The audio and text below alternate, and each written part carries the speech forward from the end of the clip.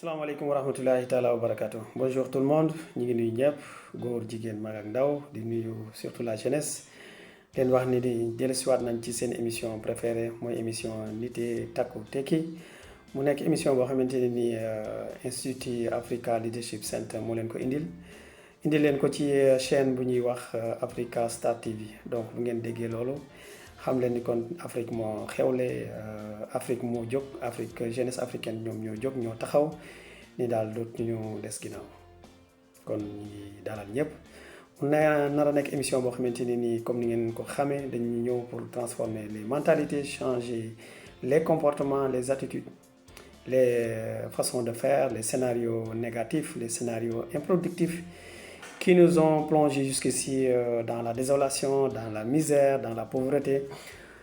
Donc, mu nekk émission boo xamante ne nii dañ bëgg di ci weccoo xalaat di ci former ndaw ñi ci wàllu éducation ci wàllu formation ci wàllu entrepreneuriat ci wàllu leadership ak lépp loo xamante ni rek tey day tax ñoom ñu jóge ci nekk des simples consommateurs ñëw ci stade bi ñuy wax wala dimension acteur principal de leur vie nekk des citoyens modèles des professionnels modèles nekk des leaders modèles des entrepreneurs modèles donc loolu mooy objectif bi je pense que incha allah rabi liñ ci gis dal na xel au niveau même de l'école nit ñaa ngi am ay changements xale ñi ngi commencé am lu ñu bëgg donc je pense que si le message continue incha allah on aura un impact très positif. kon seen mbokk seen xarit seen coach consultant coach de vie coach scolaire coach professionnel coach en entrepreneuriat coach en leadership et en communication monsieur Mamadou Gueye directeur du groupe scolaire Cheikh Ahmadou Bamba directeur de l'Institut LPT la performance pour tous directeur de l'Institut Africa Leadership Center moo ñëwoon tey comme pour toujours la promesse est une dette ñu indi leen les quelques minutes de coaching tey nag ñu ngi ñëw pour continuer notre série des clés de la réussite. Comme vous le savez, la dernière fois nous avons parlé de la confiance en soi, du courage et de la pertinence, et je pense que ce sont des clés très importantes, des outils très importants pour la réussite. On ne peut rien faire dans la vie sans la confiance en soi, on ne peut rien faire dans la vie sans le courage et sans la persévérance. Donc aujourd'hui, nous allons parler de ce qu'on appelle la discipline, ou bien plutôt l'autodiscipline. Et je pense que rien ne peut se faire dans la vie sans la discipline. On va commencer par cette citation qui est très importante. Je préfère la souffrance de la discipline à la souffrance du regret. Coono yaru coono yam fi nga war a yam def li nga war a def moom a gënal coono bu réccu kon dañuy wax ni réccu dañuy yar ak def li nga war a def yàggul méttiwul métti na waaye yàggul mais dañuy rëccu nag moom ngir dund la kon je pense que nit ku nekk war na bàyyi xel li mu war a def fi mu war a teg tànkam li mu war a wax mu xam ko ba lay ëllëg rëccu di ko dab mu nekk rëccu ko loo xamante ne nii dootu ko mën a réparer ba ilaa yawmi diini. Donc tey moo taxoon ñu ñëw di wax ci discipline bi gën a am solo nag mbokk yi mooy ce qu'on appelle la discipline mentale mooy nga yar say xalaat. yar say xalaat lu am solo la dañuy xalaat mooy wala xel tool la boo xamante ne nii ñaar rek ñoo koy xëccoo ñax mu baax mi wala ñax mu bon mi ñu ne nag boo bàyyee xalaat yu bon yi di ñëw yaa ngi mel ni ku yore ñax mu bon dina sëq dina liif dina am doole jëru sax nga koy engrais mais nag ñax mu bon moom dana yàq sa tool dana xatal sa tool ci doo ko mën a góob. ñu ne nag nan ngay def da ngay fexe ba ñax mu baax mi li ñu naan gerte gi wala jiw bi wala garab yi nga xamante ni mooy meññeetal fii nga jëmbat ko sa garab jëmbat ko sa tool loolu lañ naan donc xalaat yu rafet. Donc chers téléspectateurs seeni xalaat di leen ko defar heure bu leen xalaat bu ñaaw dikkale def leen tout pour ngeen dàq ko remplacer ko par ay xalaat yu rafet. C'est ce qu'on appelle la loi de la substitution. La loi de la substitution mooy nga fexe ba lépp loo xamante ne nii xalaat bu ñaaw la wala njort lu ñaaw la heure bu la dikkalee nga remplacer ko par xalaat bu rafet wala njort bu rafet. C'est ce qu'on appelle la loi de la substitution. ngeen def attention xalaat bu rafet xalaat bu ñaaw bu ci nekk rek am na njeexital de njeexital bi ci njëkk mooy jëf bu dee xalaat bu rafet la day ñëw ci jëf, bu fekkee xalaat bu ñaaw la tamit day ñëw ci jëf. donc jëf tamit dañ ko war a discipliner, jëf bu rafet dañ ko war a discipliner. bala ngeen a jëf xalaat leen bala ngeen a wax xalaat leen, bala ngeen a def leen xalaat leen. bu xalaat bi rafetee rek souvent sax da ngay am chance jëf bi rafet. donc la discipline elle est très importante. Pourquoi? C'est parce que moom mooy tax soo defee ba pare doo réccu, soo defee ba pare doo am looy regretter, ci résultat bi la ciy fekk mooy résultat bu satisfaisant. doo wax di yàq, doo def di yàq, doo yàq diggante, doo yàq loo def lu nit ñi defaroon ba pare. donc da ngay am ce qu'on appelle une communication positive. donc ñu ngi leen di bàyyiloo xel ci la discipline mentale, la discipline physique, la discipline verbale. Ce sont des choses tellement importantes que souvent ñi koy négliger. lu nit ñi tabax daañ ko yàq, lu nit ñi def daañ ko yàq. ñoom tamit dañuy tabax ba mu dese leen benn brique, ñu ñëw def jëf joo xamante ne nii day yàq wala relation wala lu mu mënti doon. donc dañ leen di ñaan ngeen gën a farlu, gën a bàyyi xel, gën a vigilant ci xalaat yi, ci wax yi ak ci jëf yi. loolu ce qu'on appelle la discipline mentale, la discipline physique, la discipline comportementale, et c'est très important.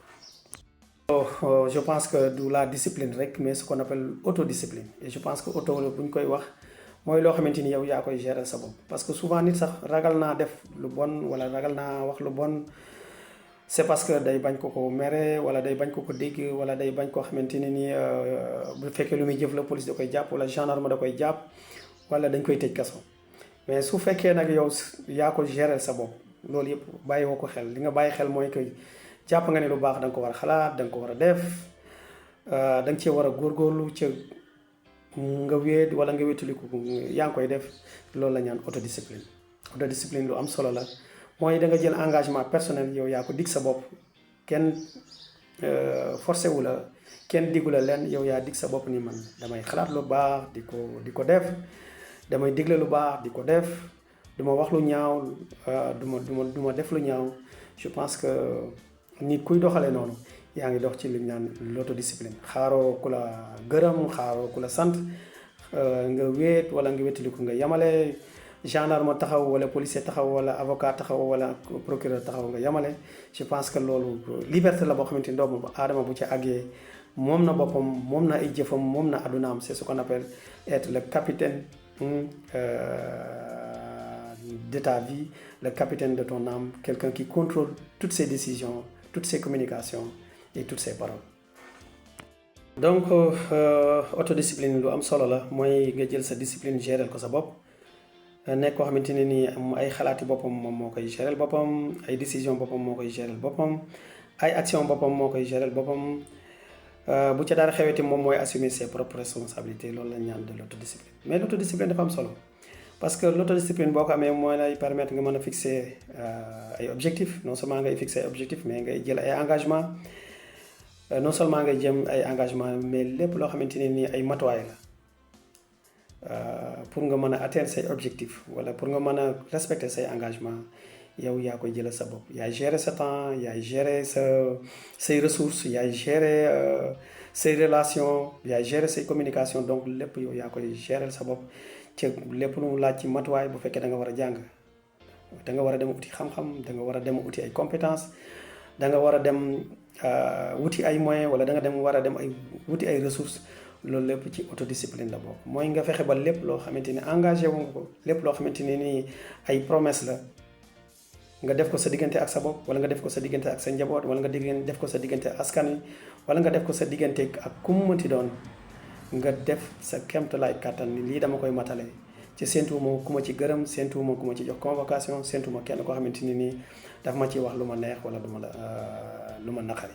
donc autodiscipline, je pense que tey ñi am confiance en soi ñëpp ci loolu la ñuy dox. ñi gëm seen bopp ñëpp ci la ñuy dox. c'est ce qu'on appelle la référence au soi. la référence au soi nag dafa am solo. mooy nit koo xamante ni il n'est pas influencé par le monde extérieur, par les critiques, par les appréciations, par les complaisances. mais dafa nekk nit koo xamante ni nii gëm na boppam, gëm na ni moom li muy def nii mbiru boppam la, ca du bàyyi kenn doxal ko, du bàyyi kenn soppil ko. je pense que lu am.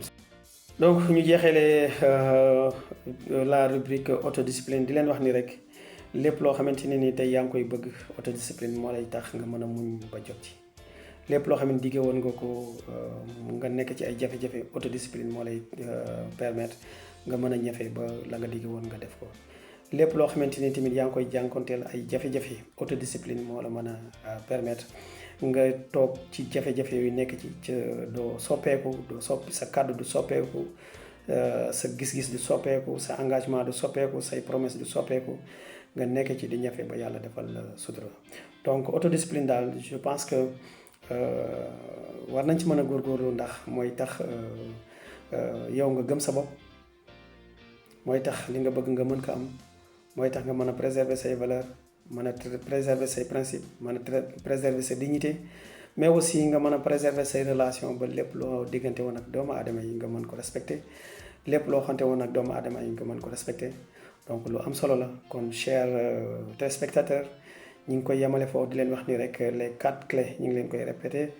la confiance en soi le courage la persévérance la discipline ou bien l'autodiscipline l'autodiscipline nag moom ma ci gën a neex ndax mooy ki nga xamante ne nii vraiment dafa gérer boppam ci yar ci teggin ci ay jikko yu rafet ci bàyyiwu ci xel kenn kon ñu jox daje incha allah d'ici demain pour seen benn rubrique clé de la réussite di sant ñëpp di gërëm ñëpp di leen wax ne rek Africa Leadership Center moo leen ko indiloon ak Africa Star TV leen wax ne nañu jàpp bu ñu bàyyi bu ñu toxi yàlla jàppale ñu di dellu di ñaanal ñi nga xamante ñoo doon def bac leen wax ni yàlla na leen yàlla may bac bu sedd bac bu ànd ak tawféex bac bu ànd ak barke bac bu ànd ak sutura ak ñu muuroo ko mu nekk muuru Sénégal ay mention ay bourses nationales ay bourses internationales kon on se dit rendez-vous à demain incha allah merci